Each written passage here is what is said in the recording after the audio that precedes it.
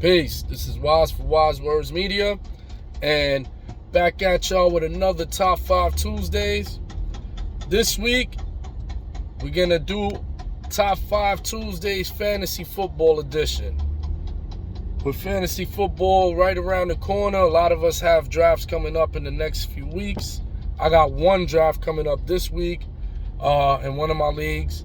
So, I want to go with Top 5 fantasy football sleepers that you might want to look into for your upcoming drafts.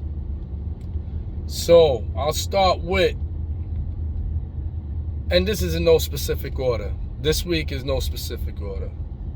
So I'll go with, let's start it off with a wide receiver with a new home, and that is Jarvis Landry.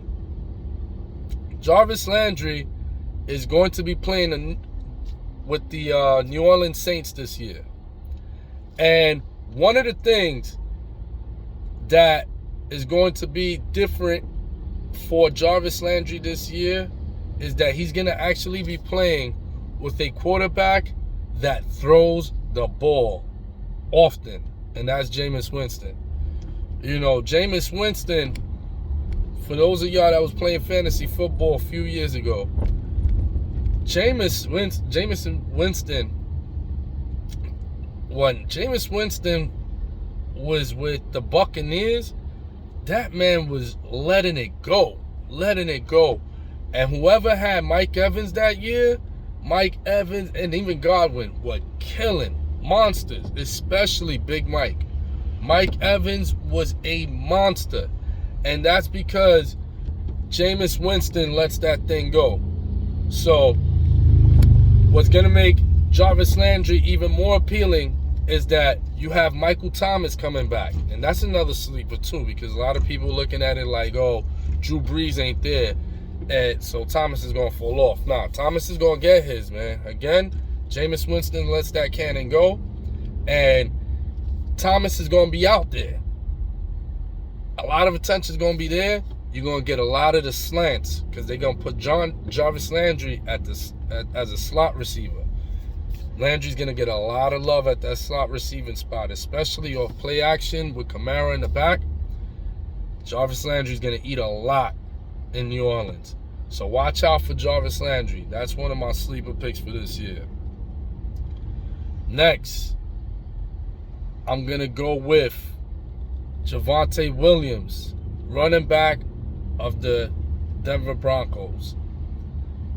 Williams was a part of that running back committee between him and Melvin Gordon.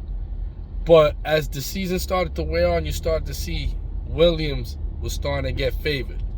You know, Williams was starting to become their favorite go-to guy. And now with Russell Wilson at center, and you have Chris Sutton coming back, you have Jared Jeudy, two real prominent receivers, a solid offensive line, and with Russell Wilson, who's always a threat to let that thing go, you're going to get big numbers from Williams this year.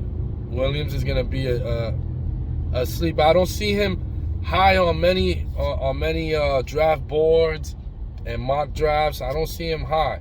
But I think he's going to be one of those guys that at the end of the year, he's going to pull like a Jonathan Taylor. Like, he's going to come out of nowhere. He's going to be that guy that next season they're going to throw him in the top 5 running backs.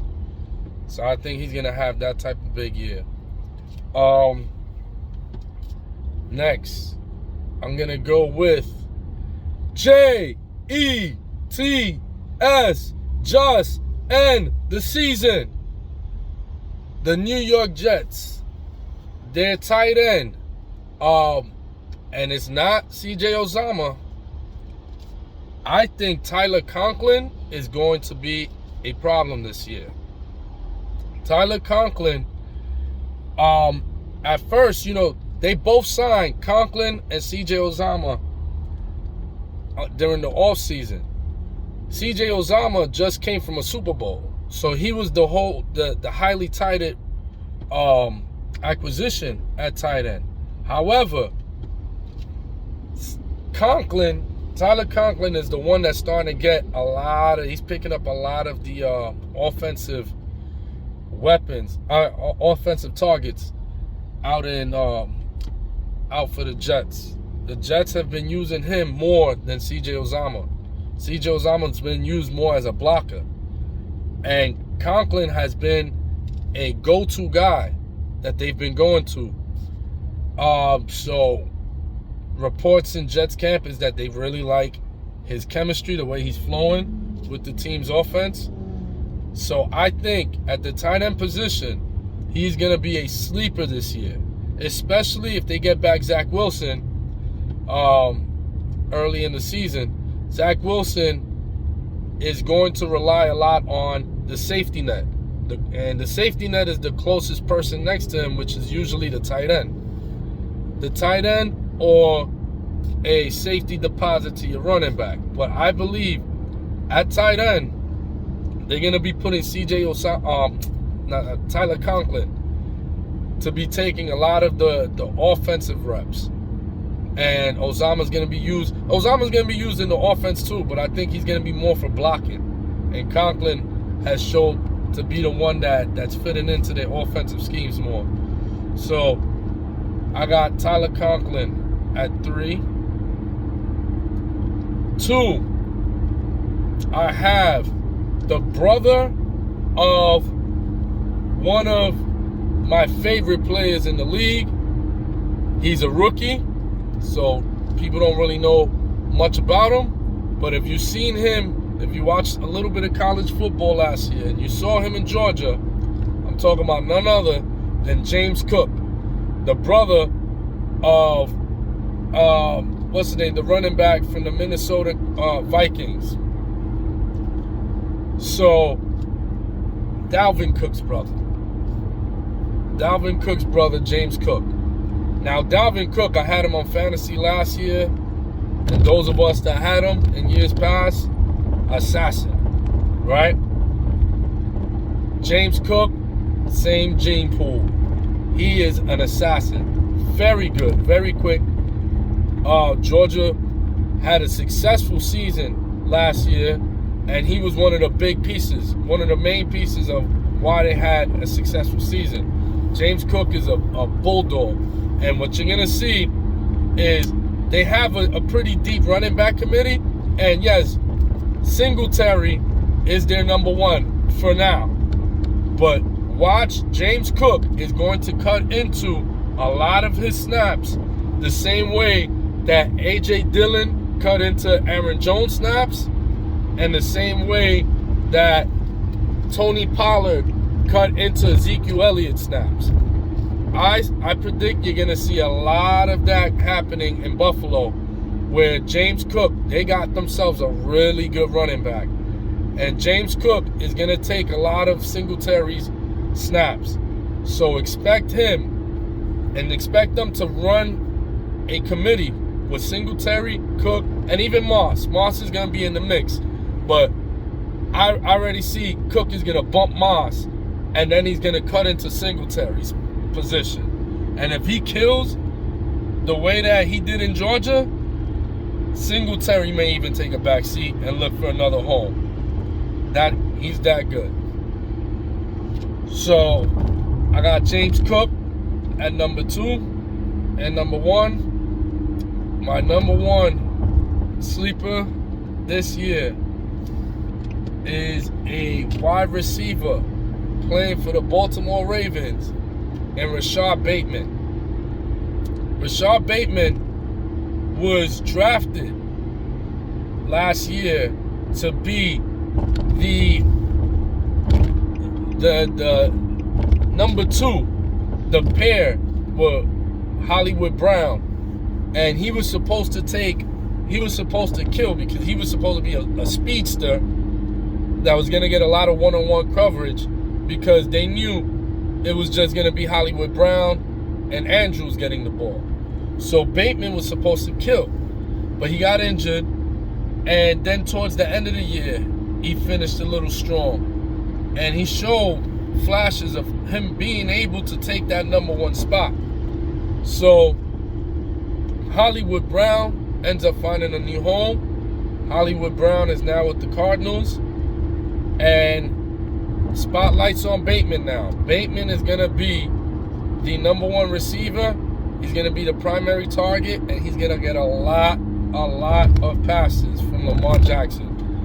Lamar, people talk down on Lamar, but just look up the fantasy football numbers.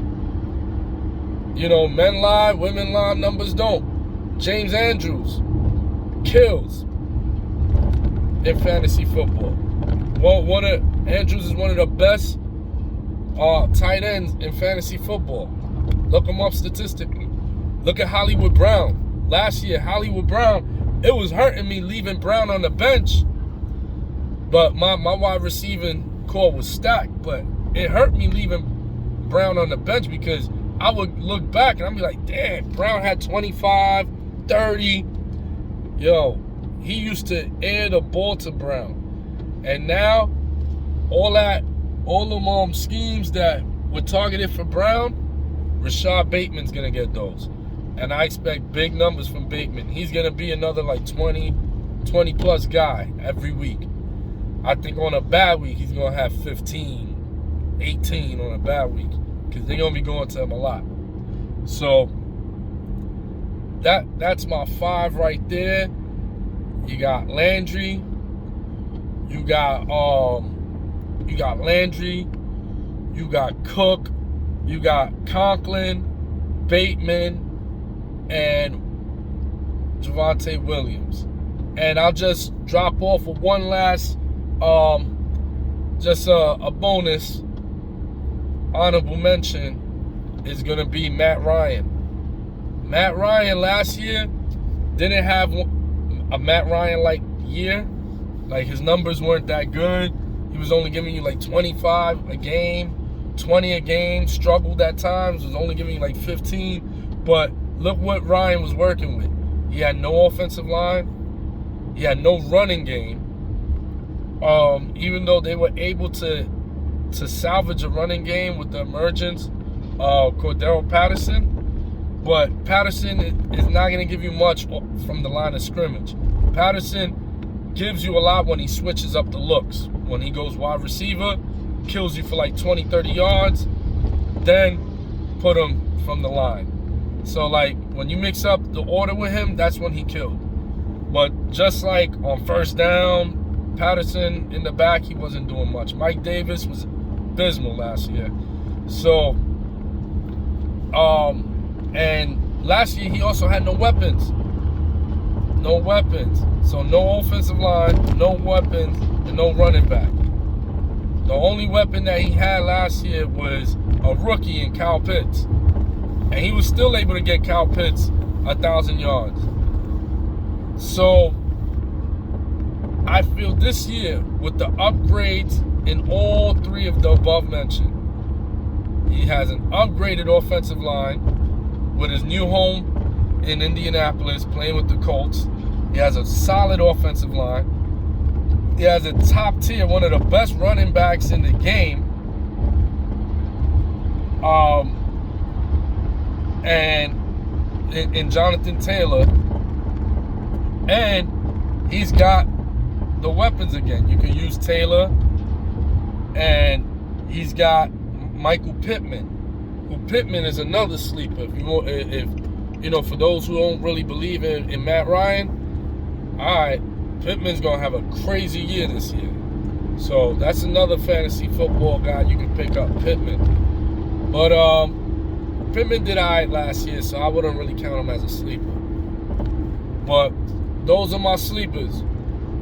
For those, if y'all got any sleepers y'all want to add on, any people you think we should look out for, drop it in the comment section. Let me know what y'all think. Peace.